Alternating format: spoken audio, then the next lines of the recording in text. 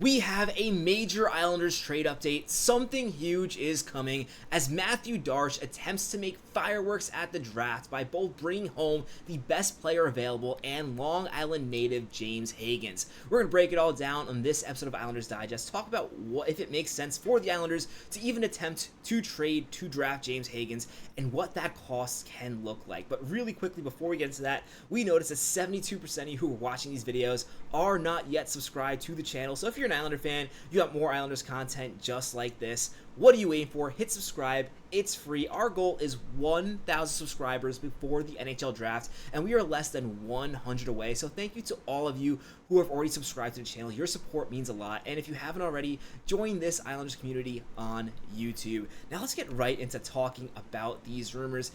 A lot happens in the NHL Combine, and this is coming from an article really breaking down everything that went down at the Combine. There was a lot. I'm going to link this in the description below, as well as another article we are going to talk about in the end of this video.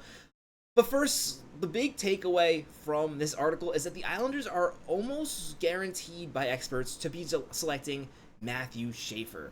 Seems very clear. Proman talked about it as well, that the Islanders are highly likely to select Mathew Barzal. They believe he is the best player available in this draft, and I completely agree. I understand people who want to see Michael Misa because they think there's more of a need at center, or they just want to see a center because it's more exciting to watch a center play, and I understand those arguments, and it would be awesome for the Islanders to bring in Michael Misa.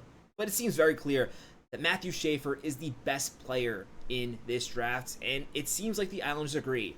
However, that does not put to bed these Hagens discussions, and now in this article, there are some rumors that the Islanders are really looking into trading for the 4th overall pick from the Utah Mammoth.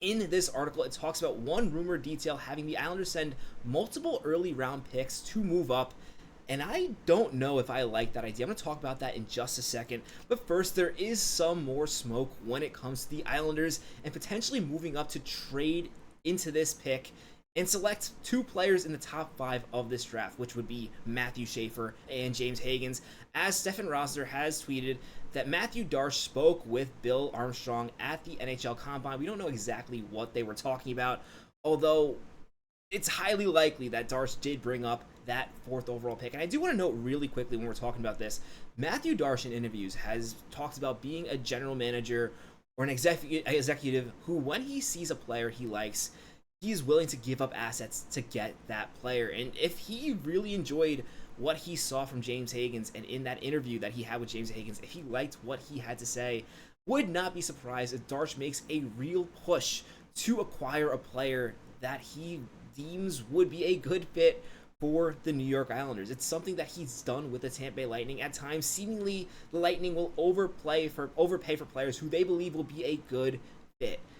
However, if there is some overpaying involved, and I do think there are a lot of packages who I would give to Utah for James Hagens, even if it would be considered an overpay, because I do think having Barzal and Hagens coming into the Islanders at the same time could work really, really well for the future of this franchise. One of the things I am not willing to give away is the Islanders' 1st round pick next season. I know it's just a pick. You don't know where it's going to be. But based on what the Islanders have done in the offseason so far, there's a high chance that that is a really good pick. And you have to keep in mind when it comes to trading draft picks, what's available in next year's draft, unless in next year there is a generational player available in Gavin McKenna. It's probably not a great chance the Islanders select Gavin McKenna. But based on how they were this season, taking a step back and now trading Brock Nelson, one of your best players, there's a good chance this Islanders team struggles a bit right off the bat. And this is a team that has struggled with injuries in the past. There's a decent chance that Islanders' 1st pick can be the 1st or 2nd overall pick. And even if they get the 2nd overall pick, Dylan Rubrick is an incredible player coming in at 2nd overall. You got some Swedes coming in next year's draft as well that are going to be really high up there. This is going to potentially be a really valuable pick. And the Islanders really should not move it to bring in James Hagens. I love James Hagens, but especially when we're talking about this pick as part of a package, that could be a disaster for the New York Islanders. Now, if you want to trade the Colorado 1st round pick, I am all for that. Trade that away. bring in James Hagens. Maybe you package that with like the Colorado first-round pick and then the Islanders pick in 2027. I do believe the plan is for the Islanders to be much better in 2027 when they are than what they're going to be in 2026. I do believe while it is the goal this season for the Islanders to kind of just feel it out, I believe they're going to be more aggressive in the future. Although even then, you probably don't want to trade a pick 2 years down the line when you really don't know how your team's going to look. But at the very least, I do not think the Islanders should be trading future assets, especially when it comes to a first-round pick next year that could end up being first overall. Not saying it's going to be first overall, but even if that pick is 3 or 4, it's just not a good idea. And now you could also put some sort of protections on it, but then you're still at risk for next season. Well, there's also a really incredible player available in DuPont. It just makes more sense for the Islanders not to move this pick. Doesn't mean the Islanders can't make a package for 4th overall in James Hagens. In fact, I definitely think they can. We're going to talk a little bit about that more in just 1 second, but also I do want to note, I don't really see this as a fit for the Utah Mammoth, and if you are a Mammoth fan, let me know in the comments what you think. The Mammoth have a ton of future assets. This is a young team that already has one of the best prospect pools in the entire league, and they have all their picks this year except the 7th rounder. They have all their picks and more next year with 3 second rounders, and then all their picks in 2027. I don't see them looking for future assets. What is more likely is Utah looks for a player that can help them now. And David Pagnotta has tweeted that he thinks that the Utah Mammoth are shopping that pick for help in the top 6. And that is something that the Islanders could perhaps help with. The Islanders don't have a ton of young talents. One player I do think is really talented that Utah could perhaps consider in a package, and this would be a package because the Islanders don't have any one player I think that would compel Utah. Maybe in thinking about this in thought experiments in the past, I thought perhaps Matt Barzal, but especially with the way that Mathew Barzal has talked about this team, I don't think he's trading Matt Barzal. And even if he was trading Matt Barzal, you can't be trading established star players such as Matt Barzal and Noah Dobson for draft picks. You don't know what you're going to get. As much as I love James Hagens, and I think he's going to be a 75, 80-point player in the NHL, and also I think he's really getting underrated defensively, you can't be trading for a draft pick that you don't know for sure, even if, well, likely if you're making this trade, you wait until the Blackhawks let to know that James Hagens is available, but even then, you don't know how he's going to develop. You got to be very careful trading a player.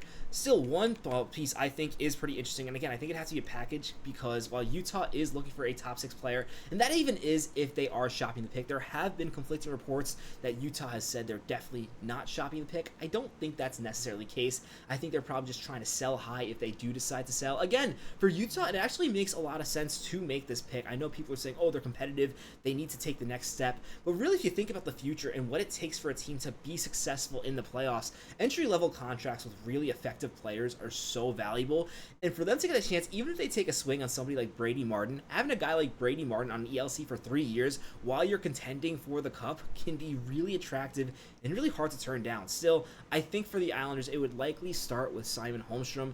I don't think this would be quite a fit. I think they're looking for a more talented forward, or maybe a forward who plays more of a physical game. That's really not Holmstrom, but still, I think he could be a good piece in a package for that fourth overall pick if Mathew Barzal is willing to overpay for that pick. Perhaps a prospect, Simon Holmstrom, and the Colorado first-round pick is where you'd start the negotiations. This is going to be tough, and I know that is a lot to give up, but you have to keep in mind there are going to be a lot of teams interested in that pick. Utah is not going to just trade it to the Islanders because they want the Islanders to make a nice story and bring home James Hagens. If anything, they know the Islanders are more desperate for that pick than other teams, and it's going to cost them likely a little bit more because Utah just has that much more of an edge. Still, I think that's worth noting. Another player I think is worth noting, and this comes from an article from New York Islanders Now. I'm going to link that in the description below as well. Talking about Romanov potentially being on the move this offseason. In this article, they basically went over all the players on the New York Islanders and how likely they are to stay or move. And they have Romanov as a piece that's likely to get dealt if the Islanders select Matthew Schaefer. Now, frankly, I completely disagree with that just because the article is really talking about how with Schaefer and Pelech, there really isn't that much space for Romanov, especially with the money he's going to be making on his next contract. And with that, I argue, why wouldn't you trade Pelech? And that is something that we're not going to be talking about too much in this video, but that's something I can definitely see happening at this draft. If not this year, on the deadline or next year. Thing with Pelech is he still has some team control, so you can wait till his value is the highest. But the Islanders get a good package. I do think they will be interested in something like that. And speaking of that, when it comes to Adam Pelech, I do think there's a high chance he does get moved for a pick at this draft, or even somebody like Romanov. Again, I don't think it makes sense to remove Romanov, but definitely could make arguments when it comes to Schaefer coming in. You have Isaiah George. I feel like people are talking about Isaiah George like he's already a guaranteed thing. I don't think he's quite at that level yet. But one thing you got to keep in mind when it comes to the Islanders is there is a lot of fire around the idea that they're going to want to get another first round pick. Now, we're talking about all this video about the potential of them moving into number 4. Even if they don't do that, I do think Darsh's plan is to go back in this draft and get more talent. Like he said, when he sees a player he likes, he gets them. And with the Lightning, that's typically been a thing on the deadline, when getting players to bring the team to the next level. But I think he is going to apply that philosophy to the Islanders. And one thing that is being noted is the Islanders seem to really like Cameron Schmidt in the Combine. This is worth noting because Cameron Schmidt is currently expected to go around 20 to 30 in this draft. He is a smaller player with a lot of skill. Because of that, there's a lot of question on if he's going to drop. I think if he is available at 42, where the Islanders have their second pick in this draft as of right now, they do select him. But my question is, perhaps is Darsh looking to move back into the draft and select another player in the 20 to 30 range? And Pelech would be a perfect example of a player to move for that. I think Romanov has more value, but you never know. Let me know what you think about the Islanders moving back into the draft, whether it's in the top 4 to bring home Schaefer and Hagens, or if they do it later on to bring in a guy like Cameron Schmidt. The Islanders were also interviewing a couple other players who are expected to go between 20 and 30, which is why I think this does have some merits. And this is also a situation where perhaps the Islanders can trade their second-round pick in this year's draft and their third-round pick to move up a couple of spots and get a guy they like. That really seems like the type of GM Darsh is. He doesn't like to sit back at the draft. We'll see what happens when draft day comes, but that's just the feeling I get, especially when you listen to his interviews. Let me know what you think about all this in the comments below. As always, if you haven't already, be sure to subscribe to the channel. My name is Patrick Nilan. This is Islanders Digest. Let's go, Islanders!